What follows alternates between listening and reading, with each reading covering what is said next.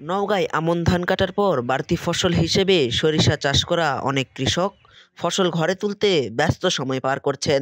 জেলার সদর উপজেলার বিভিন্ন এলাকায় কৃষকদের সরিষা সংগ্রহ করতে দেখা গেছে। ফলন ভালো হওয়ায় তারা খুশি বলে জানিয়েছেন। এই সরষা ফলন বেশি, সরষা ভালো, তেলও বেশি হয়। মানে বিঘা হারে মোটামুটি 7 মণ 7.5 মণ সরষা নামিচ্ছে। এবছর সদর উপজেলায় 4055 হেক্টর জমিতে সরিষা চাষ হয়েছে বলে হ্যালোকে জানিয়েছেন উপজেলার অতিরিক্ত কৃষি কর্মকর্তা মোহাম্মদ ফিরোজুল ইসলাম।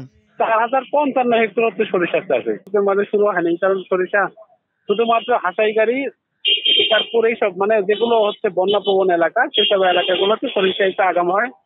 এ বিষয়ে কথা হয় জেলা কৃষি সম্প্রসারণ অধিদপ্তরের উপপরিচালক মোহাম্মদ আবুল কালাম আজাদের সঙ্গে।